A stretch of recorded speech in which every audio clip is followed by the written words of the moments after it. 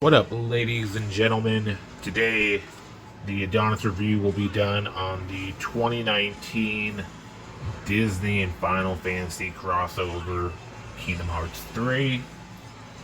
Now, why might I do this game today? One, it's been quite a few years since it came out, and Kingdom Hearts is a beloved classic, and maybe somebody finally got into it now. But they're like, gee golly, should I get into this game when the newest one was 5 years ago? Is it still playable? And how good is it if it is playable? Let's get into it. So first off, Kingdom Hearts 3, at the time of it coming out in 2019, was a big deal. The first game came out in like 2001. Don't quote me. And the second one came out like 2004 or 5, right around there, right? And then if you can do that math, about 15 years later, we got Kingdom Hearts 3, and it definitely left on some kind of cliffhanger with a multitude of games on different consoles and handheld consoles being squeezed between it, you know? And there's been multiple ways to still play those in the today's of days on PlayStation and whatnot, because they've came out with versions that have these games, squished in. I think, using common sense, I think there's like 2 different versions you can get that have like half the first games and then half the second games, so you can play those ones, which isn't the point.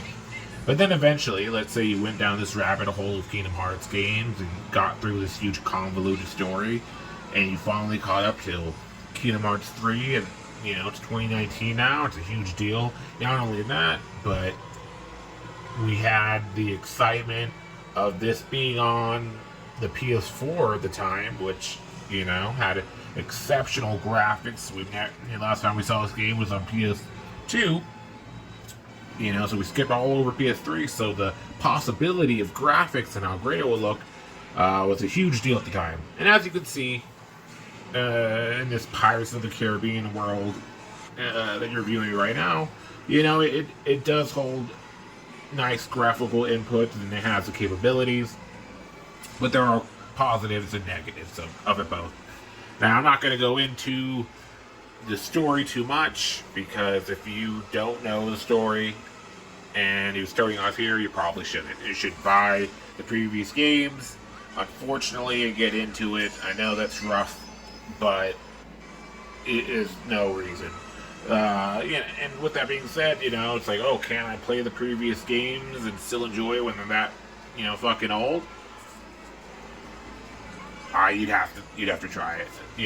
It's tough. It is stiff around the edges, but again, it is a classic game. And again, they have remastered it a few times, to kind of accumulate it. Definitely the handheld ones are the more brutal ones to kind of get through, because even by today's standards, they were built originally on, Nintendo handhelds at a certain time, so they're really below par. But the story is still worth playing. You will enjoy it if you like these type of games. So you should. Now, if you have somehow finished that and you got into Kingdom Hearts 3, what are the positives and negatives? Like I said, graphically, it is improved. I was hoping for a bit more of an improvement, because there are so many games at the time, even so many I seem like it, that had amazing graphics, that were above par. And so I was hoping for a bit more realism. Again, it's harder to see in this Pirates of the Caribbean world, because this is based off realism, which could be the fact. But it is definitely doable, especially by today's standards. It's not going to break immersion graphically. The thing that I feel was kind of a negative when this came out, and a negative back then to today, is typically the landscaping of the game. It's pretty stiff. There's a lot of narrow linear pathways, not a lot of open world exploration. And then when they kind of give you a wider range of ability to go places, it's very, is not, the detail definitely subpar in those areas. So what does that mean? It means, you're not going to get lost in the world like The Witcher 3, for example. That attention to detail that in a game like that compared to this is not there. This one's definitely more story focused, which, if you've ever played Kingdom Hearts 2, you will know, because Kingdom Hearts 2 is probably 90% story and 10% game. You do a small battle, then you get into a 15-minute cutscene. A small battle, then 15-minute cutscene. This one's a bit better, but again, anything's better than 90% cutscenes and 10% battles. I'd say maybe like 60% cutscenes and 40% battles, which is still pretty excessive. But these games have insane amounts of cutscenes. So be aware of that when you do get into this. You're going to be bashed with story, and they really go at the top, which is probably one of the worst parts of it. Now, the positives, I'd say Kingdom Hearts, in essence, and the reason why graphically, you can be excited, is it has probably one of the most over-the-top, flamboyant fighting, colors and magic and glitter and fucking laser beams and, however you imagine the most, like, insane, badass, like, magical fights you could imagine, are in this. You get different magical abilities like ice and fire and electricity, of course, but you also get an array of keyblades, and each one has their own special, final attacks, and then you get companions that can mix into these attacks and use their special attacks that are based obviously off Disney properties, and obviously, Donald Goofy with you.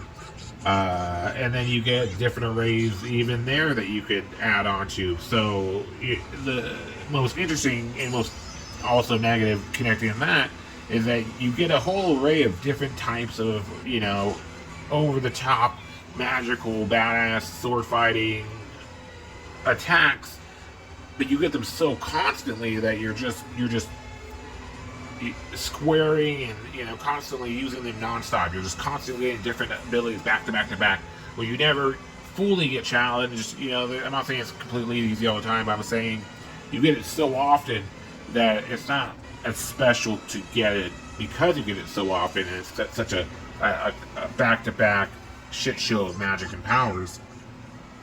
And then eventually, once you have done them all, it's old, because you do get into some of them have like little cutscenes that kind of go into it. You are allowed to skip these cutscenes, but it does eventually kind of become like, let me just get through with this rather than seeing this insane scene of power be used. But again, not a deal breaker. So what am I trying to say here? Is it worth playing nowadays? It's exactly the same worth playing nowadays than it would have been in 2019. So if you think time might have made it not worth playing that till today, that's not the case. I think you'll get just as much enjoyment out of it today as you would in 2019.